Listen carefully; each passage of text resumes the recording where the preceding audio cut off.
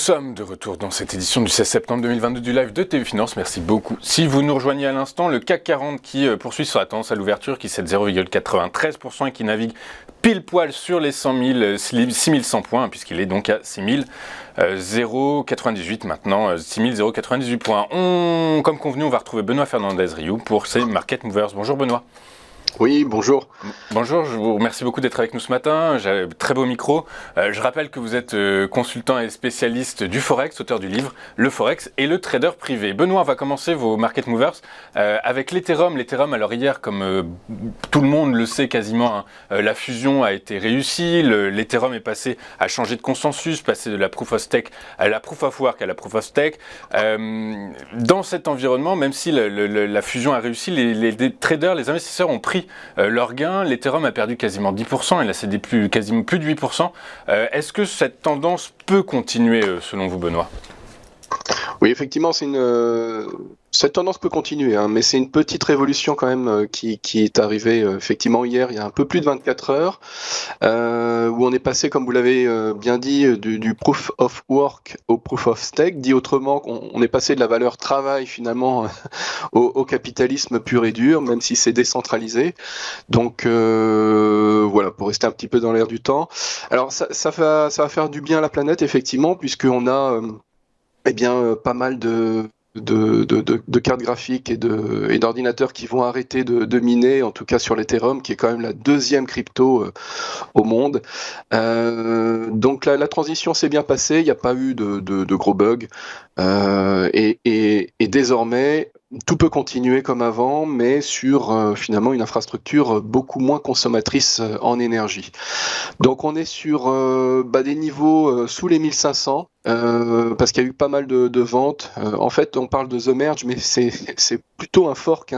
C'est plutôt finalement un éloignement d'un nouvel Ethereum par rapport à un ancien.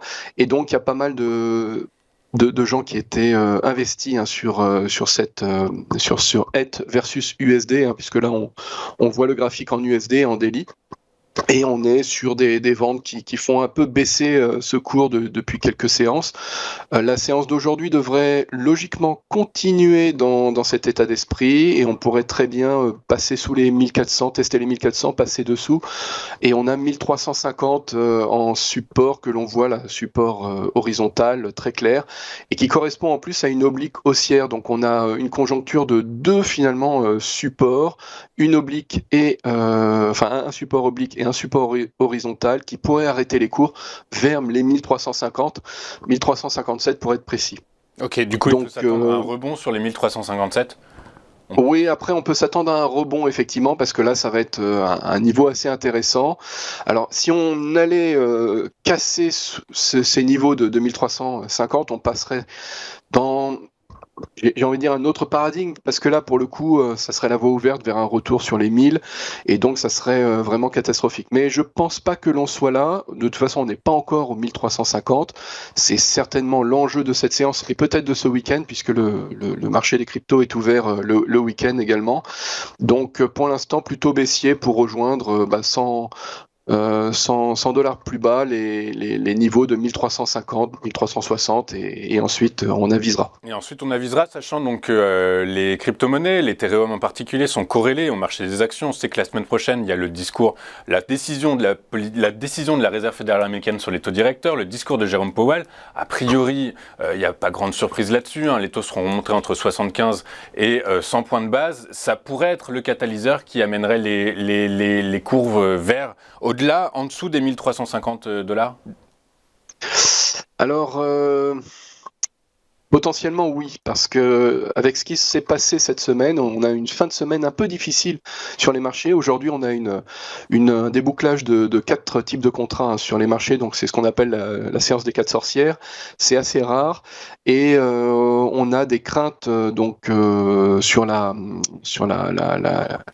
croissance du PIB, notamment qui proviennent de la Banque mondiale, du FMI, et puis désormais, plus proche de nous, de la Banque de France, alors que Villeroy de Galhau annonçait la semaine dernière une trajectoire de baisse en fait de la croissance du PIB en 2023. Là, désormais, la Banque de France table potentiellement sur une récession, donc une croissance du PIB négative. Alors c'est un scénario, c'est une hypothèse.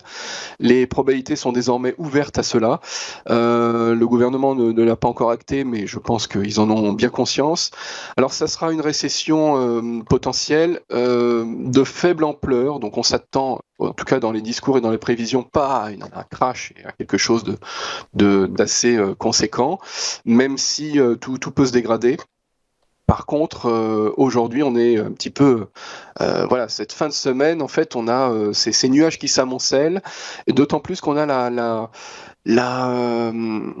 le CPI, c'est-à-dire les chiffres de l'inflation aux États-Unis qui ont pas satisfait les investisseurs, puisque on est toujours dans une inflation qui tire vers le haut, qui pousse, et donc finalement la Réserve fédérale va peut-être, pour répondre à votre question, devoir augmenter de 100 points de base le 21 septembre prochain lors de son meeting du FOMC. Donc on était sur une trajectoire à 75, désormais on a en gros un tiers, les chiffres exacts c'est 38%, mais ça évolue tous les jours. En tout cas, on a quand même des probabilités d'un tiers de hausse de taux de 100 points de base, donc d'1% en one shot. Donc ça fait, c'est pas mal. Et ça pourrait vraiment faire, pas forcément casser la dynamique, mais en tout cas faire bien baisser la croissance et aller dans le sens de cette récession que l'on s'attend à avoir désormais en 2023.